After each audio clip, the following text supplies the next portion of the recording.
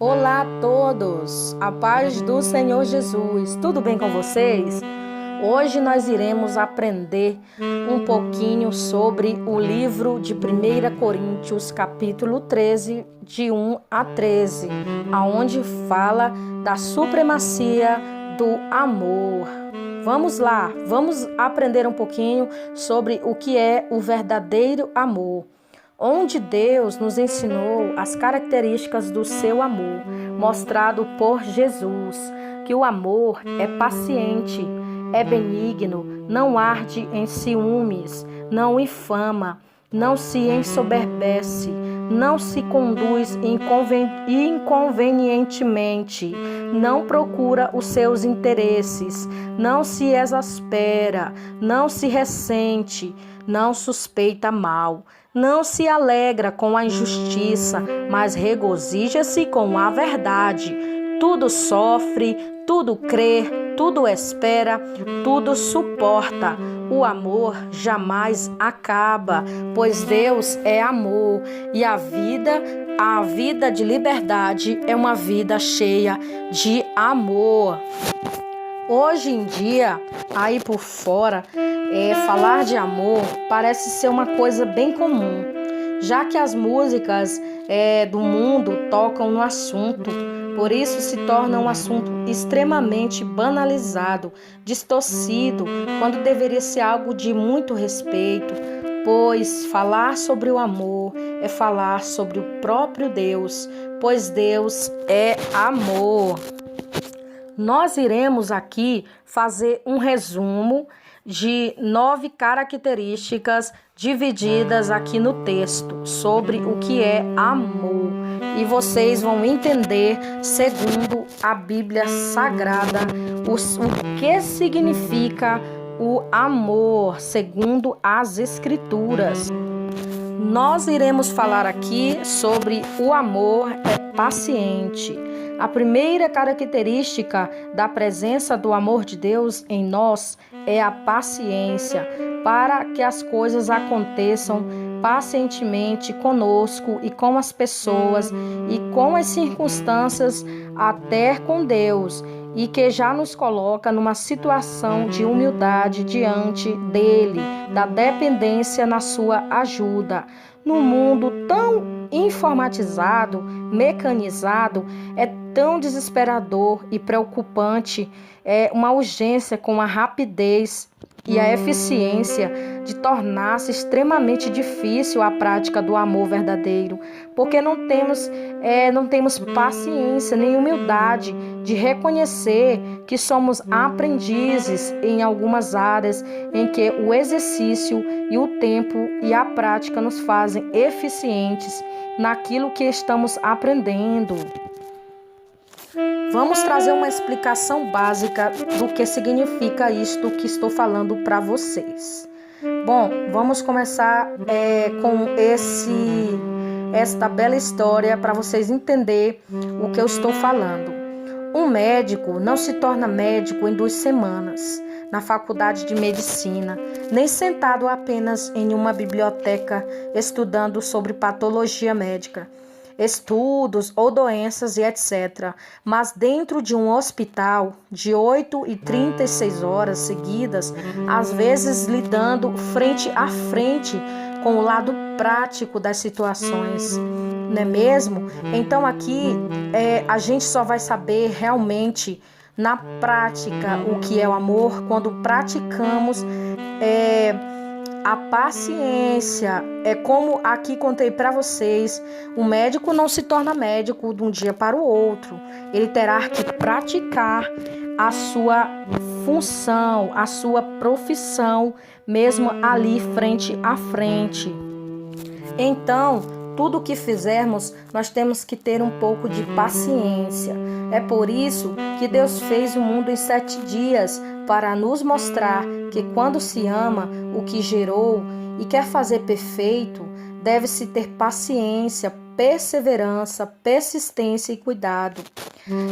A carne humana é impaciente porque vê o tempo cronológico. O espírito é paciente, porque enxerga a eternidade e o tempo de Deus. Segundo tópico, o amor é benigno. Significa ser bondoso. Benignidade, embora parecido com bondade, no seu significado prático, simboliza mas diretamente a natureza de ter o bem implantado dentro de si como uma marca. É ter uma mente semelhante à de Deus, que Ele ama aqueles que amam e Ele não rejeita nenhum dos filhos. É bom saber e fazer o outro feliz. Fazer o outro feliz implica em respeito pelas suas vontades e necessidade. Muitas vezes queremos dar algo a alguém, entretanto, nós não nos preocupamos com o que vamos dar, se vai fazer bem a esta pessoa, feliz ou não, porque nem todos presentes agradam, simplesmente pelo fato que está implícita aí na sua necessidade. Por exemplo, pode ser um vestido ou uma peça de decoração que queremos dar a uma amiga.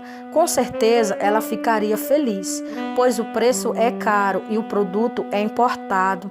Entretanto, pode ser que um pacote de macarrão dado com amor no momento de uma extrema dificuldade financeira seja uma grande felicidade. Fazer o outro feliz, ser bom com o outro, significa termos sensibilidade para observar, assim como as suas necessidades, seus gostos, seus costumes, como Jesus fez com todos aqueles que se aproximaram dele pedindo algo. Ele poderia simplesmente ter curado o cego, mas perguntou-lhe: "O que queres que eu te faças?" E isso, entre muitas coisas, é um sinal de respeito pelo desejo do outro. Muitas vezes, ser bom não é gastar dinheiro, é um beijo, é um abraço, é um bom dia, é uma oração, é no momento de angústia você emprestar o seu ombro para que a pessoa venha chorar. A bondade está ligada à compaixão. Uma pessoa não consegue sentir compaixão por aqueles que sofrem algo que para ele é desconhecido. Por isso que Deus nos permite sofrer muitas coisas para podermos entender o outro e sermos um canal verdadeiro de bênção como Jesus foi. O egoísmo não é querer se comprometer com o próximo e inato no ser humano. Os ensinamentos de Jesus é: amai-vos uns aos outros, como eu vos amei. Chorai com os que choram, alegrai-vos com os que se alegram. O amor, ele também não arde em ciúmes. Por quê? Porque Deus, ele ama todos nós. E é necessário entendermos que também ele precisa amar outras pessoas. É interessante de tudo, a grande chave é saber encontrar e receber o seu amor. Em segundo lugar, aprender a amar como ele ama, libertando. O amor, ele não prende, o amor é divino, o amor liberta. Muitas pessoas confundem e querem justificar o seu amor egoísta dizendo que cada um tem que viver a sua própria forma de amar, ou que de fato tem, mas o que está em jogo aqui não é quantidade ou a forma de manifestação, e sim a qualidade. A qualidade de amor que o Senhor nos fala é uma totalidade, uma disponibilidade a todos. Em outras palavras, nós temos e não nos pertencemos, nos foi dado gratuitamente pela misericórdia de Deus. Esta é a interpretação sobre o amor não arde em ciúmes. Terceiro ponto, o amor não se ensoberbece. Isso não quer dizer humildade. O verdadeiro amor se dá sem pedir condecorações pelo seu ato de doação ou bondade.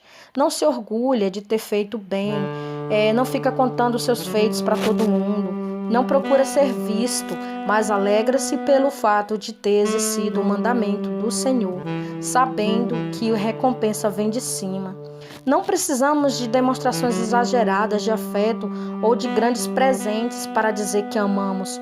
Pelo contrário, o amor é uma semente pequena que precisa ser semeada, adubada, regada todo dia, como uma plantinha que tem uma flor. O amor implica cuidado constante com aquele que se ama. Até as coisas inanimadas exigem, assim, um cuidado especial. O Senhor, Ele cuida de nós e Ele quer também que nós cuidamos daqueles a quem amamos. O quinto diz: não se conduz inconvenientemente. Significa delicadeza, discrição. O amor verdadeiro é delicado, discreto, respeita a vontade e o direito, o descanso e as limitações do outro. Procura sempre o melhor no momento para manifestar o seu amor. Para isso é necessário desenvolver sensibilidade, a do Espírito Santo. Procurar um momento oportuno para falar sem se expor ao ridículo. Devemos fazer o mesmo com aqueles que dizemos que amamos, não chamando a sua atenção na frente dos outros por pouca coisa. Apenas é um costume, uma brincadeirinha que causa mal a todos que estão em volta. Brincar de maneira que as pessoas têm as suas limitações, seus problemas, principalmente na frente dos outros, em grande público. Isto não agrada o coração de Deus, não agrada mesmo, porque o amor, ele é respeitador, ele é carinhoso, ele respeita você em qualquer momento. O amor levanta o caído e exalta diante dos que humilharam. Foi o que Jesus fez no seu tempo. Lembra-se? Jesus não ridicularizou nenhum deles. Pelo contrário, teve sensibilidade para com eles. Soube se portar convenientemente e soube amá-los. Vamos agora para o sexto tópico. Não procura seus interesses. Isto significa e quer dizer entrega. Quem ama não se preocupa se amar o outro vai dar lucro, retorno ou não. É saber suprir a necessidade do semelhante, sem ver nele um investimento para o futuro. Pessoas não são poupança que vão dar rendimento posteriormente. Isso se refere a casais, famílias, amigos e relacionamentos entre irmãos em Cristo. O cuidado mútuo vai ser resultado de uma semente que se plantou. Vai ser um exercício de amor, não uma obrigação sujeita à pena, ao julgamento. Se assim fosse, Jesus não teria levado uma total desvantagem conosco, pois nenhum de nós, por melhor que façamos, podemos retribuir à altura dele, do amor dele. O respeito pelo outro não é uma coisa que se compra ou vende, exige, porém, que se ganha dia a dia, dependendo da atitude daquele que quer. A sua atitude diária, por si só, já é uma digna de respeito, pois ele amou condicionalmente, sem procurar seus próprios interesses, mesmo quando lhe negavam a acolhida. E estamos falando aqui de Jesus. Então, ele deu amor sem pedir nada em troca. Então, devemos amar incondicionalmente o nosso parceiro ou parceira, ou amigo ou amiga. Mas temos que lembrar destas mensagens, destas palavras. Outra explicação, sétima, não se exaspera. Significa tolerância. Que coisa difícil sermos tolerantes com lentidão dos outros, com as suas manias e costumes. Às vezes, nos afetam, tira a nossa paz de espírito. Às vezes é difícil até sermos tolerantes conosco, com o próprio crescimento e compreensão das coisas naturais. O perfeccionismo que afeta a maioria das pessoas é um reflexo da intolerância em relação às suas próprias imperfeições e que acaba gerando cobranças nos outros, nos impedindo de ser livre e fluir. O perfeccionismo é uma forma de rejeição contra nós mesmos que nos torna inflexíveis diante daquilo com a qual necessitamos com flexibilidade. Por exemplo, lidar com gente como a gente. O perfeccionismo acarreta o jugo e impede o riso, gera a formalidade e impede a comunhão verdadeira. No ágape, em grego, o amor de Deus. Pois nós nos sentimos inibidos de sermos nós mesmos, entristece o coração de Deus, pois nos tira de nós a humildade e a espontaneidade e dar lugar ao orgulho. Jesus era tão tolerante que suportou a mente fechada e o tradicionalismo dos fariseus, julgando sua sã doutrina, que suportou a incompreensão e a arrogância das pessoas. Jesus, ele era tão tolerante que ele suportava a bipolaridade e a forma de ser de Pedro, porque ele mudava de humor. Ele era tolerante que suportava ver Judas como seu tesoureiro, que o traiu. Era tão tolerante que ouviu as histórias mais compridas e absurdas de outras pessoas ou até mesmo dos seus discípulos, quando podia ir direto ao assunto, curar a pessoa de uma vez por todas e sair para fazer outra coisa. É tão tolerante conosco que trabalha por anos a fio na mesma ferida e no mesmo trauma, até que estejam perfeitamente curados e estejam totalmente seguros para enfrentar os seus desafios. Mesmo quando qualquer psicólogo já desistiu de nós, é tão tolerante que não desistimos de nos transformar em pedras brutas e em cristais lapidados ou esculturas perfeitas semelhante a Ele. E temos que lembrar que Ele nos ensina todo dia com seu exemplo. A próxima diz: não se ressente do mal. Significa inocência, não guardar rancor diante das coisas que nos fazem mal. Quem ama esquece e perdoa, faz vista grossa diante de certas coisas para não ser ferido. Mas um item nas difíceis características do amor é só porque a ação divina em nós conseguimos superar as provas da vida que nos exercita pela fé.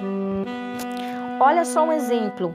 Davi teve de exercitar a paciência com a família de Saul e preferiu ser feliz do que ter razão e deixou a justiça nas mãos divinas, nas mãos de Deus.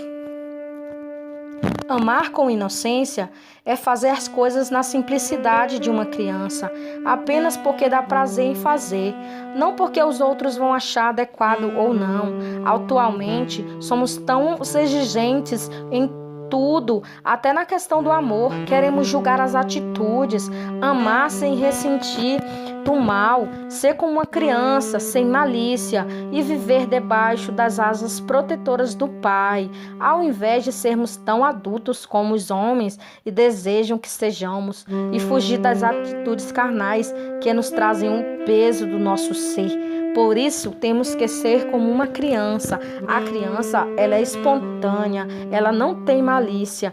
E esse é uma das dicas que falam: não ressente o mal. O último tópico diz assim: não se alegra com a injustiça, mas regozija-se com a verdade. Significa ser sincero, fazer o mesmo que Jesus fez no passado e ainda faz conosco. Ama o pecador, mas odia o pecado.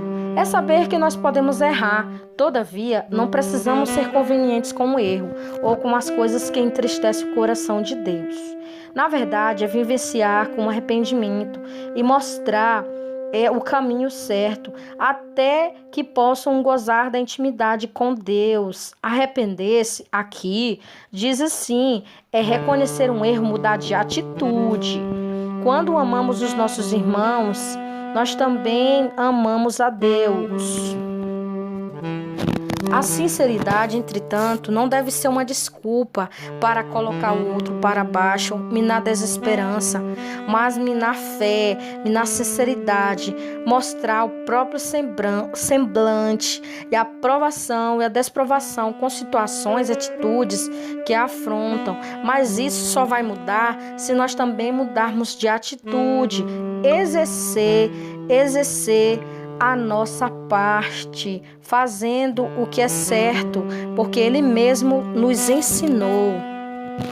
E para finalizarmos, nós iremos aqui trazer para vocês mais um esclarecimento sobre este amor. O segredo é trazer esse amor hoje para dentro de nós. O Senhor diz que Ele pôs a eternidade no nosso coração para vivermos na sua essência neste momento. Conhecemos que as coisas em partes estamos totalmente envolvidos pelo amor de Deus. E aí precisamos estar mais ligados com o seu amor, aquele amor perfeito, aquele amor que não suspeita mal, que ama e que deseja o bem. O amor não pode ser algo frouxo, ou displicente, ou complacente demais com quem não merece, mas firme e forte.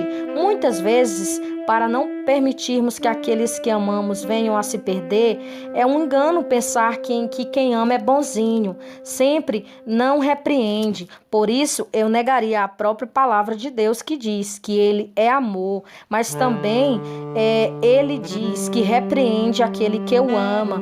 Deixar de fazer tudo que a nossa carne quiser, isso é uma coisa que só Deus pode nos ajudar, pois Deus permitiu que o seu filho fosse torturado até a cruz para que esse amor nos alcançasse, mas que também possamos ter disciplina para não perdermos a nossa salvação. O amor é um dom supremo, como está escrito na palavra, mas também o fruto do Espírito é um exercício. O amor gera amor. Em outras palavras, quando se planta amor, se colhe amor. Uma dica para você é a seguinte: se você não sabe como amar uma pessoa determinada, tente perguntar para ela como ela quer ser amada, como ela se sente amada, de que forma você a vê, ou o amor que você percebe, se você a percebe, demonstração de amor a alguém por ela. Você pode se surpreender com a simplicidade, a resposta. Talvez ela não seja tão exigente quanto você está pensando. Pelo contrário, a sua necessidade pode ser a mais simples do que você possa imaginar. Nós pouco sabemos do amor verdadeiro, quase nada. Por isso devemos pedir a Deus que tire essas distorções sobre a verdade e o amor dentro de nós, e que esse seja o primeiro dom a ser buscado, pois os outros só poderão agir através dele. E tenha certeza de uma coisa, a lição de casa para o resto da vida, que o amor, ele supera qualquer coisa.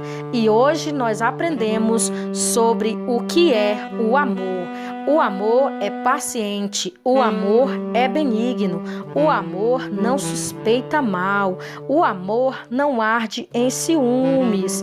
O amor é o pacote completo que veio de Deus para os nossos corações. E hoje nós aprendemos aqui, através da Bíblia Sagrada, das Escrituras, o que é amor verdadeiro. Um abraço carinhoso, cheio de amor para todos vocês.